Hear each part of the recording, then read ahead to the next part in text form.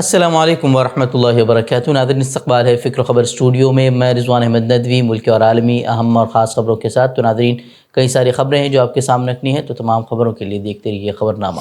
حزب اللہ کے لبنان کے جنوبی علاقے میں راکٹ حملے میں اسرائیلی فوج کا ایک میجر اور ایک اہلکار مارا گیا ہے، جبکہ دیگر 3 زخمی ہیں. وہیں جنوبی لبنان میں بھی بارودی سرنگ کے دھماکے میں بھی اسرائیلی 4 فوجی جو ہے وہ ہلاک ہوئے ہیں اور 15 زخمی ہوئے ہیں. حزب اللہ نے اعلان کیا کہ اس کے مجاہدین نے قابض فوج کا مقابلہ کرتے ہوئے عطارون قصبے میں گھسنے والی صہیونی فوج پر حملہ کیا. حزب اللہ کا یہ بھی دعویٰ ہے کہ غاصب افواج کے 70 اسرائیلی فوجیوں کو وہ اب تک ہلاک کر چکے ہیں اور 600 کو زخمی کر چکے ہیں. دوسری جانب گزشتہ روز اسرائیلی حملوں میں 63 افراد لبنان میں شہید ہوئے ہیں، جس کے بعد لبنان میں اسرائیلی حملوں میں ہونے والی مجموعی ہلاکتوں کی تعداد 2500 سے تجاوز کر گئی ہے. جنوبی لبنان کے ایک گاؤں میں اسرائیلی حملوں سے 3 لبنانی سرکاری فوجی بھی مارے گئے ہیں. مرنے والوں میں ایک لبنانی افسر بھی شامل ہیں. یہ ہلاکتیں لبنان کے دارالحکومت بیروت میں رات بھر زوردار دھماکوں کے ایک سلسلے کے بعد ہوئی، جنہیں اسرائیلی جنگی طیاروں کے تقریباً 17 فضائی حملوں کا نشانہ بنایا گیا تھا. بتا دیں کہ لبنانی سرکاری فوج حزب اللہ اور اسرائیل جنگ میں شامل نہیں ہے، لیکن اس دوران وہ سرکاری فوجی جو بمباری سے متاثرہ علاقے ہیں وہاں ایمرجنسی خدمات انجام دے رہے ہیں، اور وہاں جو ہے اسرائیلی دہشت گردوں کا وہ نشانہ بن کر شہید ہوئے ہیں. اور مقبوضہ مغربی کنارے کی بات کریں تو یہاں اسرائیلی فوج نے 11 سالہ لڑکے کو گولی مار کر قتل کر دیا ہے. اقوام متحدہ کے اعداد و شمار کے مطابق 165 بچے اب تک مقبوضہ مغربی کنارے میں اسرائیلی فوج کی گولیوں سے شہید ہو چکے ہیں. وہیں قابض صہیونی فوج نے غزہ میں صہیونی جرائم کا پردہ فاش کرنے والے الجزیرہ کے 6 صحافیوں کی لسٹ جاری کر کے انہیں حماس کا رکن بتایا ہے، جس پر اقوام متحدہ کے خصوصی نمائندے نے اس پر گہرے تشویش کا اظہار کرتے ہوئے اسے صحافیوں کے لیے موت کی سزا سے تعبیر کیا ہے، اور انہوں نے ان کے تحفظ کا بھی جو ہے وہ مطالبہ کیا ہے. غزہ میں نسل کشی پر مبنی اسرائیلی حملے جاری ہیں. وہیں اسرائیلی فوج نے اعتراف کیا ہے کہ اس نے جبالیہ پناہ گزین کیمپ میں درجنوں لوگوں کو مارا ہے، حالانکہ انہوں نے اسے دہشت گردوں کے خلاف کارروائی کا نام دیا ہے. بتایا جا رہا ہے کہ اس دوران 200 سے زائد فلسطینیوں کو بھی گرفتار کیا جا چکا ہے، جن میں خواتین بھی شامل ہیں. ان پر بھی دہشت گردی کا لیبل لگا دیا گیا ہے. وہیں اقوام متحدہ کی مانیں تو حالیہ 20 دنوں کے محاصرے کے دوران اسرائیلی دہشت گردوں نے تقریباً 770 لوگوں کو شہید کر دیا ہے اور تقریباً 4 لاکھ افراد کو خوراک، پانی اور ادویات کی رسائی سے محروم کیا ہے. وہیں قابض فوج نے شمالی غزہ کی پٹی کی گورنری میں ہزاروں شہریوں کو موت کے خطرے کے تحت اپنے گھروں اور محلوں سے زبردستی نقل مکانی پر مجبور کیا ہے، جبکہ 1 لاکھ سے زائد زخمیوں کو فوری صحت خدمات اور خوراک کی اشد ضرورت ہے. اس کے باوجود جو ہے انہیں وہاں سے نکل جانے کو کہا جا رہا ہے. کرناٹک کے وزیر اعلیٰ سدھرمیا نے آج بنگلور کے علاقے جہاں عمارت گر گئی تھی اس کی جگہ وہ معائنے کے لیے پہنچے. سرکاری ذرائع کے مطابق منگل کو عمارت گرنے کے نتیجے میں 8 افراد کی جانیں چلی گئی تھی اور 6 دیگر جو ہے وہ زخمی ہوئے تھے. کرناٹک کے وزیر اعلیٰ نے مرنے والوں کے لواحقین کے لیے 5 لاکھ روپے کی امداد کا اعلان کیا ہے، جبکہ زخمیوں کے علاج کا ذمہ بھی سرکار پر ہوگا. انہوں نے عمارت گرنے کے حادثے کو بارش کی وجہ سے نہیں بلکہ غیر معیاری تعمیراتی کاموں کا نتیجہ قرار دیا اور کہا کہ انہوں نے BBMP کو شہر میں تمام غیر قانونی تعمیرات کو روکنے کی ہدایت دی ہے. ایسوسی ایشن for protection of civil rights یعنی کہ APCR نے پریس کلب آف انڈیا میں پریس کانفرنس کے دوران ہماچل پردیش میں مسلمانوں کے خلاف جاری نفرت انگیز مہم پر فیکٹ فائنڈنگ رپورٹ جاری کی ہے، جس میں بھگوا تنظیموں، حکومت اور پولیس کے کردار پر کئی سوالات اٹھائے گئے. فیکٹ فائنڈنگ ٹیم نے حالیہ دنوں میں ہماچل پردیش کے سنجولی، سولن، پالمپور، منڈی اور دیگر علاقوں کا دورہ کیا تھا، جہاں مسلمانوں کے خلاف نفرت انگیز مہم کے تحت ان کو ریاست بدر کرنے کے لیے مسلسل مظاہرے کیے جا رہے ہیں.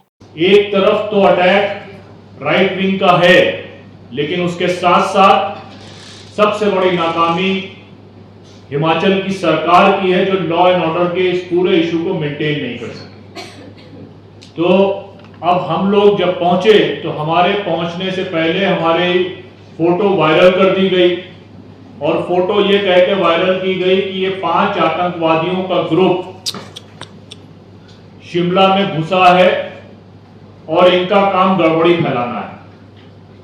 और ये फोटो इस पूरे अभियान को चलाने वाले संघ परिवार के नेता कमल गौतम के फेसबुक से डाला गया और फिर जितने भी राइट विंग के व्हाट्सएप ग्रुप्स थे उन पर डाल दिया गया। हम लोगों को यहां तक ये भी नहीं मालूम था कि हमारी फोटो राइट विंग के व्हाट्सएप ग्रुप में घूम रही है।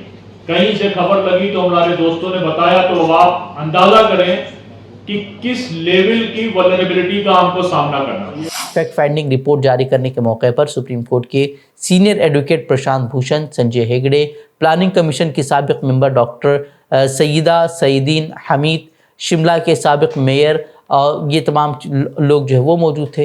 वहीं पीसीआर की फैक्ट फाइंडिंग टीम ने सहाफ़ियों को बताया कि भगवा तंजीमों ने संजौली की मस्जिद पर तनाज़ा शुरू करके रियासत में मुसलमानों के खिलाफ तशद्दुद भड़काने का काम किया है। इस तशद्दुद में कई मुसलमानों के साथ मारपीट करके उनकी दुकानें लूटी गईं। वहाँ छोटे मुस्लिम दुकानदारों का इस कदर इस्तेहसाल किया गया कि वो अब हिमाचल छोड़ने पर मजबूर हो गए। टीम ने यह भी बताया कि सोलन में इंतहा पसंद तंजीमों की रैली हुई। इस दरमियान मुसलमानों की दुकानों पर रेड क्रॉस का निशान लगा दिया गया था। इसी तरह एक और तंजीम ने मुसलमानों के बाइकआउट के पम्फलेट अपने नाम के साथ तकसीम किए, लेकिन पुलिस और इंतज़ामिया ने उनके खिलाफ कोई कार्रवाई नहीं की। टीम ने भी बताया कि हिमाचल में जो कुछ भी गुज़िश्ता 2 माह से हो रहा है वो इंतज़ामिया, पुलिस और हुकूमत की मुकम्मल नाकामी है, क्योंकि ये सब या तो उनकी ज़ेर सरपरस्ती में हो रहा है या फिर उन्हें इससे कोई लेना देना ही नहीं है। इस मौके पर प्रशांत भूषण ने कहा कि पहाड़ों के शहर में ये नफरत की बीमारी आरएसएस ने फैलाई है, लेकिन कांग्रेस भी इस बीमारी से अछूत नहीं है। जो लोग हिमाचल में बाहमी हम आहंगी को नुकसान पहुंचा रहे हैं, राहुल गांधी को उनको फौरी तौर पर पार्टी से बाहर करना चाहिए। इस तरह का मुतालबा प्रशांत भूषण ने किया है। उनको लगता है कि भाई हम सांप्रदायिक बन के वोट ले सकते हैं हिंदुओं की, इस तरह की भावना कांग्रेस में भी कई लोगों में आ गई है और ये बहुत खतरनाक चीज़ है, जिसमें कि खासकर ऐसे समय में जहाँ राहुल गांधी जो हैं भारत जोड़ो यात्रा कर रहे हैं, जिसका मेन मैसेज ये है कि भाई भारत एक देश है, सब सारे संप्रदाय जो हैं एक साथ मिलजुल कर रहते हैं और उसी में हमारे देश की भलाई है, उसी में हमारी स्ट्रेंथ है। तो ऐसे समय में अगर कांग्रेस के मंत्री लोग या कांग्रेस के अहम लीडर्स इस तरह की हरकत करें जैसे कि हिमाचल में देखी गई, तो मेरा तो ये मानना है कि राहुल गांधी जैसे नेता का ये दायित्व है कि वो इन लोगों को पार्टी से निकाल दें। देखिए, हम ये देख रहे हैं कि कांग्रेस पार्टी कई बार शॉर्ट टर्म गेन्स के लिए ये सोच कर कि भाई अगर हम इनको पार्टी से निकाल देंगे तो पार्टी अभी टूट जाएगी, ये इलेक्शन हम जीत नहीं पाएंगे, इस तरह की सोच के कारण इस तरह के कई लोगों को अपनी पार्टी में बनाए रखती है। मुल्क में मुसलमानों के खिलाफ मजहब की बुनियाद पर हमले, बदसलूकी और जबरन मजहबी नारे लगवाने के वाक़यात जो है वो बढ़ते जा रहे हैं। मुसलमानों को उनकी शनाख्त देकर निशाना बनाया जा रहा है। शिद्दत पसंदों की करतूतों की वजह से अब जय श्री राम का जो मजहबी नारा था वो शिद्दत पसंदी और खौफ की एक अलामत बनता जा रहा है। ताज़ा मामला उत्तर प्रदेश के गाज़ियाबाद का है, जहाँ एक सोसाइटी में मुस्लिम शख्स के साथ बदसलूकी की गई और उससे जबरन JSR का नारा लगाने का दबाव डाला गया। इस मामले में मौलाना ने कहते हुए थाने में शिकायत दर्ज कराई है कि लिफ्ट में एक शख्स ने उन्हें रोका और फिर उनसे JSR का नारा लगाने को कहा। इस मामले में पुलिस ने केस दर्ज करके मनोज नामी मुलजिम को जो है वो गिरफ्तार कर लिया है। मामला 22 अक्टूबर को बताया जा रहा है। मुतासिरा शख्स का नाम मौलवी मोहम्मद आलमगीर है। अपोजिशन लीडर तेजस्वी यादव ने अररिया से बीजेपी के लोकसभा रुकन प्रदीप कुमार सिंह के मुतनाज़ा बयान पर शदीद रद्द-ए-अमल का इजहार किया है। उन्होंने सोशल मीडिया साइट फेसबुक पर लाइव आकर कहा कि अगर कोई मुसलमानों की तरफ बुरी नज़र से देखेगा तो उसकी ईंट से ईंट बजा देंगे। अररिया के सांसद ने जिस तरीके की भाषा का इस्तेमाल किया है उसका मैं विरोध करता हूँ, खंडन करता हूँ। और अगर कोई मुसलमान भाइयों के प्रति अगर बुरी नजर कोई देखने का काम करेगा तो राष्ट्रीय जनता दल और तेजस्वी यादव चुप बैठने वाला नहीं, ईंट से ईंट बजा देंगे। हमारी देश की खूबसूरती है, हिंदू हो, मुसलमान हो, सिख हो, ईसाई हो, हम सब लोगों ने कुर्बानी दी है, इस देश को आजाद किया है। इस देश के आजादी में सभी लोगों का योगदान है। मैं बिहार के लोगों से अपील करना चाहता हूँ, नफरत की बात नहीं होनी चाहिए, बल्कि मुद्दे की बात होनी चाहिए। आरजेडी लीडर ने बीजेपी को निशाना बनाते हुए कहा कि ये लोग अमन और इंसानियत के दुश्मन हैं। वादे हो कि अररिया से रुकने पार्लियामेंट प्रदीप कुमार सिंह ने इतवार को मरकजी वजीर गिरिराज सिंह की हिंदू स्वाभिमान यात्रा के दौरान मुनाकिदा तकरीब से खिताब करते हुए कहा था कि अररिया में अगर रहना है तो हिंदू बनना पड़ेगा। प्रदीप सिंह का ये बयान एक दो दिन बाद सोशल मीडिया पर वायरल होने लगा, जिसके बाद जो है वो उस पर शदीद तनकीदें की जा रही हैं और सवाल उठाए जा रहे हैं कि आखिर इस तरह की शरंगेज़ी फैलाने वालों के खिलाफ कोई कार्रवाई क्यों नहीं की जा रही।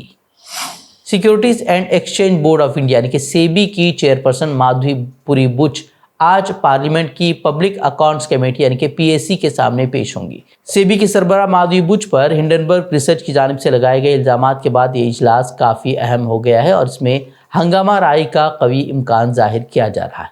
बीजेपी ने पीएसी के सदर और कांग्रेस के रुकने पार्लियामेंट केसी वेणुगोपाल पर इल्ज़ाम आयद किया है कि वो माधवी बुच के खिलाफ सियासी मफादात के तहत सख्त रवैया अपना सकते। इजलास के एजेंडे में वजारत ख़जाना और सेबी के नुमाइंदों के ज़बानी सबूत शामिल किए जाएंगे। अब उसको लेकर हंगामा तय माना जा रहा है।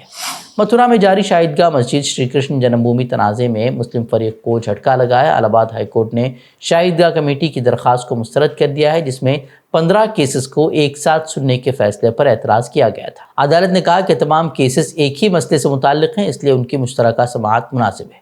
शाहिदगाह कमेटी के सेक्रेटरी ने फैसले पर रद्द-ए-अमल जाहिर करते हुए कहा कि उन्हें अभी तक अदालत का हुक्म मौसूल नहीं हुआ है, लेकिन जैसे ही हुक्म की नकल हासिल होगी वो सुप्रीम कोर्ट में अपील करेंगे। उन्होंने मज़ीद कहा कि इलाहाबाद हाई कोर्ट में 16 अक्टूबर को बहस मुकम्मल हो गई थी और वो सुप्रीम कोर्ट में इस फैसले को चैलेंज करेंगी। ये ख्याल है कि मुस्लिम फरीक की तरफ से पेश होने वाले सुप्रीम कोर्ट के वकील ने दलील दी थी कि तमाम मुकदमात को एक साथ जोड़ने से वो तमाम मुकदमात की मुखालिफत के हक़ से महरूम हो जाएंगे। उत्तर प्रदेश में 9 असम्बली सीटों पर होने वाले ज़िमनी इंतखाबात में इंडिया इत्तेहाद के सभी उम्मीदवार समाजवादी पार्टी के इंतखाबी निशान पर ही इलेक्शन लड़ेंगे। अखिलेश यादव ने अपने सोशल मीडिया अकाउंट एक्स पर उसका बाज़ाब्ता ऐलान किया है। उन्होंने लिखा कि ये सीट जीतने की बात नहीं है। इस हिकमत अमली के तहत इंडिया अलायंस के मुश्तरका उम्मीदवार समाजवादी पार्टी के निशान साइकिल पर तमाम 9 सीटों पर इलेक्शन लड़ेंगे। एसपी सरबराह ने मज़ीद लिखा कि कांग्रेस और समाजवादी पार्टी एक हैं और एक बड़ी जीत के लिए कंधे से कंधा मिलाकर खड़े हैं। इंडिया इत्तेहाद इस ज़िमनी इंतखाबात में जीत का नया बाब लिखने जा रहा है। आपको बताते चलें कि ज़िमनी इंतखाबात के लिए वोटिंग 13 नवंबर को है। कागजात नामजदगी 25 अक्टूबर तक भरे जा सकते हैं। तो नाज़रीन, खबरें मज़ीद खबरों के लिए आप हमारे वेबसाइट www.fikrkhabar.com पर रुख कर सकते हैं। वीडियोज़ के लिए हमारे यूट्यूब चैनल को सब्सक्राइब करें। तो नाज़रीन, इजाज़त दें। अस्सलामु अलैकुम वरहमतुल्लाहि वबरकातुहू।